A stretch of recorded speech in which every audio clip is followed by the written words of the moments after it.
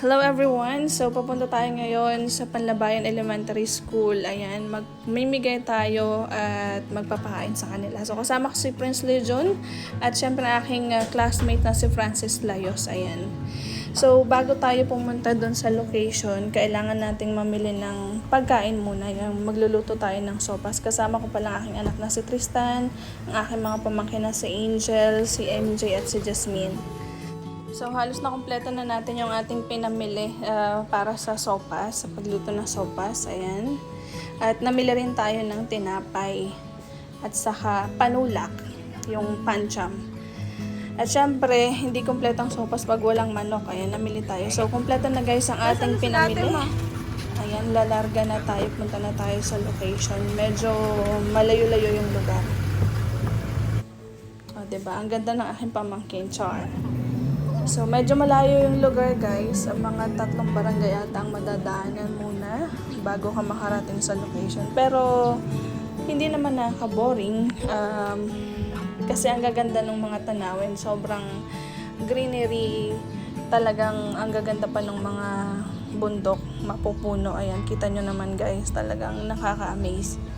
So, first time ko palang pumunta dito sa lugar na to. Although, almost every year, nagsishare tayo ng blessing. Ayan. At saka last time din, a few years back, ang community ng Couples for Christ ay namigay din ng mga relief goods, mga school supplies para sa mga bata, mga staff toys. So, isa sila sa mga nabiyayaan.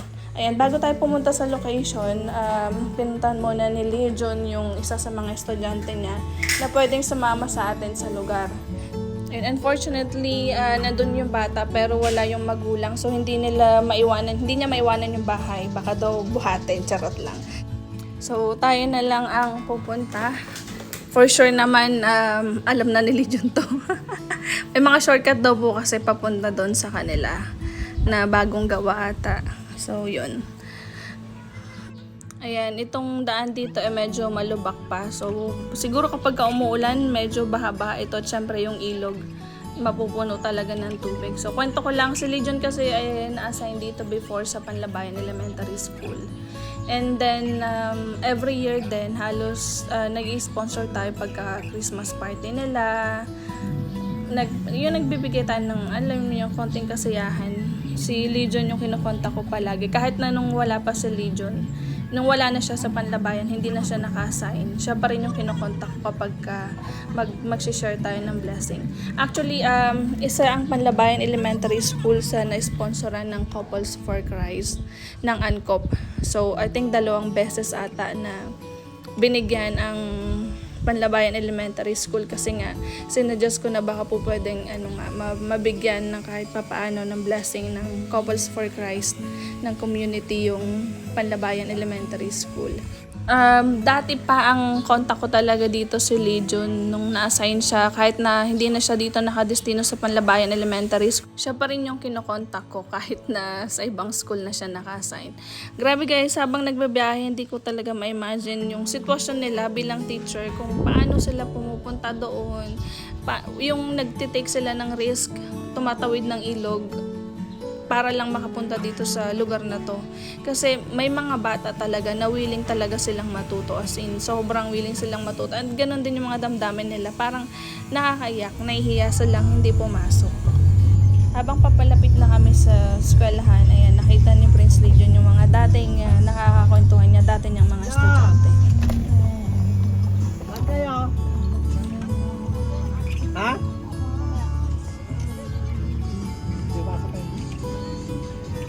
May mga damit dito. Dito, dito. Ano dyan, dito? Tawa ka dyan. Eto na nga, narating na natin yung location. Ayan, bubuksan lang ni Sir Prince yung gate para tayo makapasok sa loob.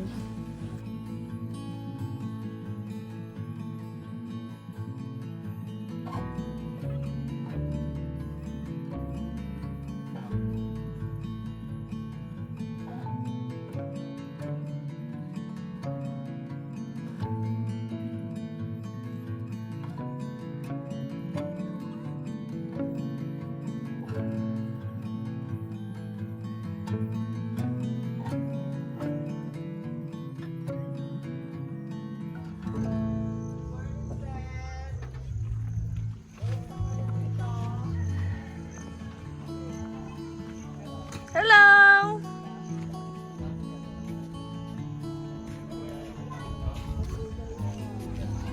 Hello po! Teacher po. Hi! Hello! Hello! Hello po! Christopher. Rhea po. Hindi, okay lang po.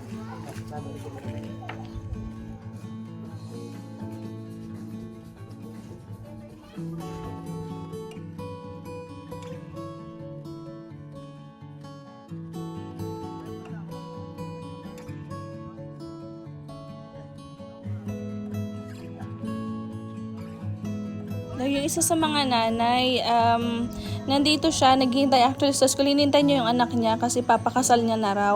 So, tinanong ko ilang taon na yung anak niyang lalaki. 15 years old. So, napakabata. Actually, yung mga babae, kapag niregla na, pinapasawa na rin nila. Mga ganon.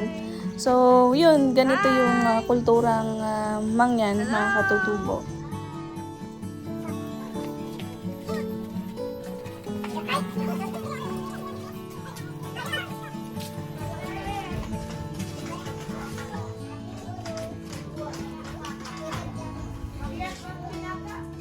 Mahirap maging binata.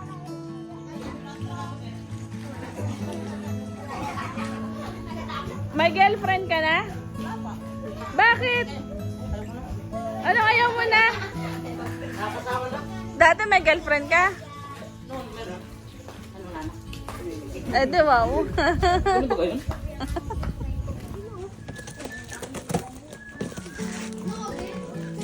Walang kutsilyo, walang gunting, no problem. Basta may sigarilyo eh, no?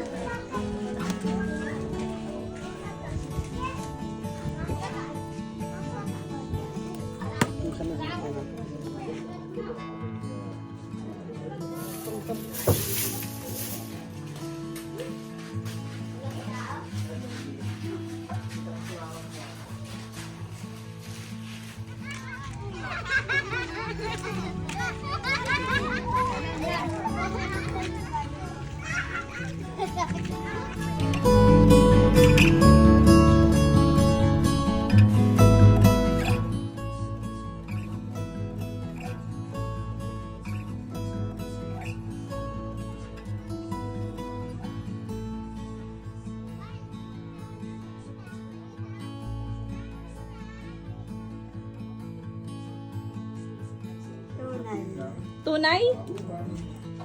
Wow. Ayan, tumulong na rin tayo sa paggagayat at syempre sa pagluto.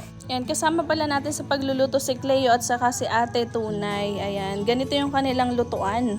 Ayan, sinauna talaga. Ayakman din ako sa pagluluto dahil sa usok. Pero masaya, masarap sa pakiramdam.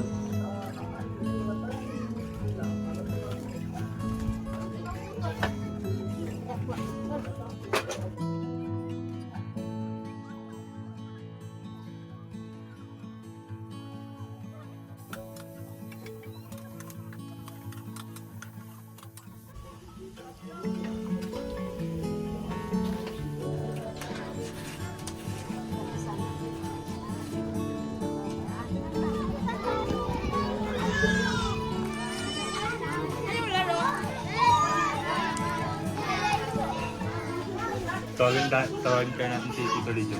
Kunyari ay kunyari 5. I-grupo nyo yung sarili nyo, maghanap kayo ng kasama na dapat 5 kayo para may nugget na. Naintindihan niyo ba? Naintindihan nyo?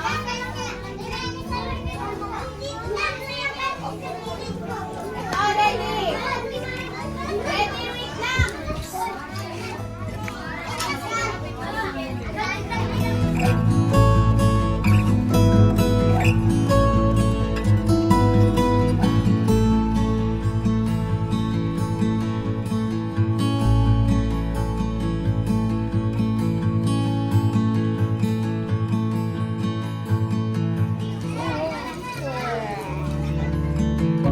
Ay, tanda!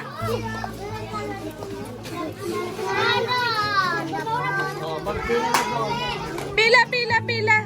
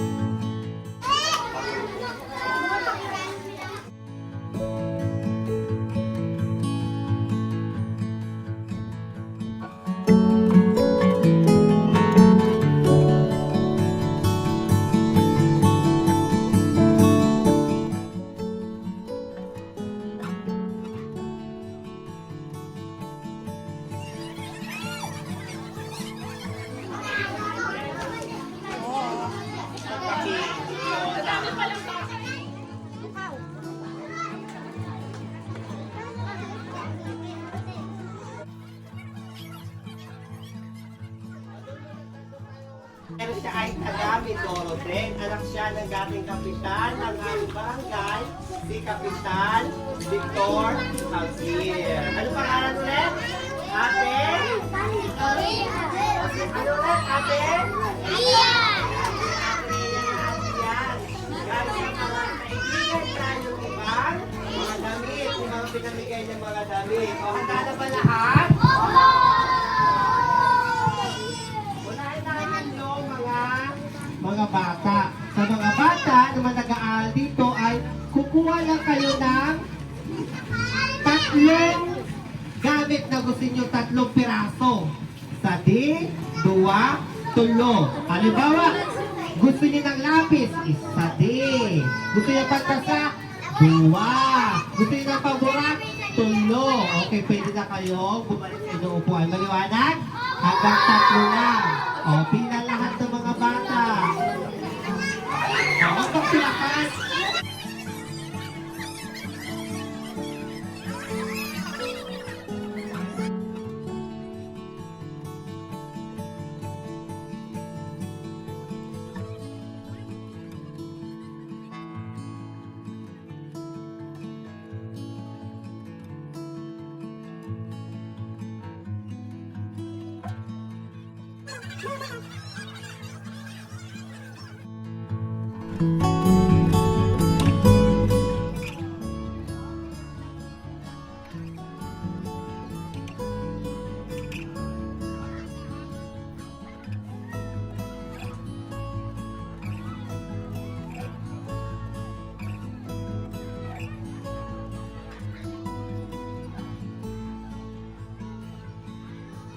Video.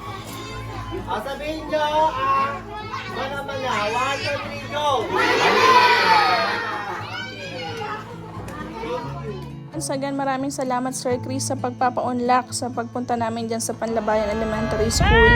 Kina Ate Cheryl Lopez, sa aking kapatid na si Jaja, kay Sis Chen De Leon, ayan, sa mga damit na pinamigay nila, at sa aking mga pamangkin na sina Angel, MJ at Jasmine, at sa aking anak na si Tristan. Ayan, maraming salamat Prince Legion at saka Francis. God bless everyone.